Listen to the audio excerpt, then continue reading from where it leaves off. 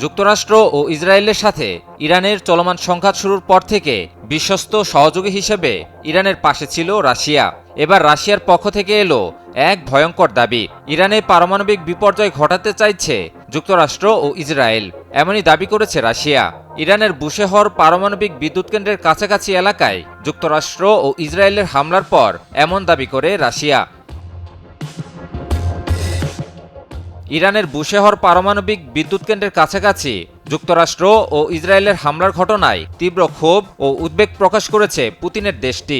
সম্প্রতি রাশিয়ার পররাষ্ট্র মন্ত্রণালয় থেকে দেওয়া এক বিবৃতিতে এই হামলাকে চরম দায়িত্বজ্ঞানহীন এবং ধ্বংসাত্মক বলে অভিহিত করা হয়েছে।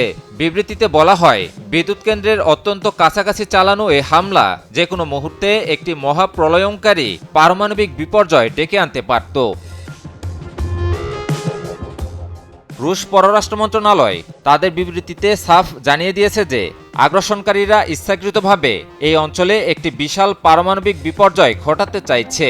তারা তাদের নিজেদের অপরাধমূলক কর্মকাণ্ড আড়াল করতেই এই বিপজ্জনক পথ বেছে নিয়েছে। বিবৃতিতে আরও বলা হয়, বুশেহর বিদ্যুৎ কেন্দ্রে কর্মরত ইরানি এবং রুশ নাগরিকদের জীবন এখন চরম ঝুঁকির মুখে। বিদ্যুৎ কেন্দ্রের কাছাকাছি হামলা চালানোকে অগ্রহণযোগ্য বলে হুঁশিয়ারি দিয়েছে রাশিয়া। রাশিয়া মনে করিয়ে দিয়েছে, বুশেহর পারমাণবিক বিদ্যুৎ কেন্দ্রটি আন্তর্জাতিক পরমাণু শক্তি সংস্থা বা IAEA এর সেফগার্ড চুক্তির আওতাভুক্ত। তাই এই স্থাপনায় বা এর আশেপাশে হামলা চালানো আন্তর্জাতিক আইনের চরম লঙ্ঘন। এ বিষয়ে IAEA এবং জাতিসংঘকে তাদের অবস্থান পরিষ্কার করার জন্য এবং অবিলম্বে কার্যকর পদক্ষেপ নেওয়ার আহ্বান জানিয়েছে মস্কো। এদিকে ক্রেমলিনের মুখপাত্র দিমিত্রি পেসকভ জানিয়েছেন, বুশেহর পারমাণবিক বিদ্যুৎ কেন্দ্রে কোনো হামলা চালানো হবে না এমন কোনো নিশ্চয়তা বা আশ্বাস এখন পর্যন্ত ওয়াশিংটনের পক্ষ থেকে দেওয়া হয়নি। ফলে শঙ্কা কাটছে না, বরং দিন দিন তা আরও ঘনীভূত হচ্ছে। বিবৃতিতে সতর্ক করে বলা হয়েছে, বুশেহরের উপর একটি আঘাত মানেই অপূরণীয় মানবিক ও পরিবেশগত বিপর্যয়। এই আগ্রাসন বন্ধ করার আহ্বান জানায় ক্রেমলিন। গত 28 ফেব্রুয়ারি মার্কিন যুক্তরাষ্ট্র ও ইসরায়েলি যৌথ বাহিনী ইরানে হামলা চালালে চলমান সংঘাত শুরু হয়। মার্কিন ইসরায়েলি আগ্রাসনে এখন পর্যন্ত দেশটির শীর্ষ নেতৃত্বের বহু নেতা ও বেসামরিক নাগরিক নিহত হয়েছেন।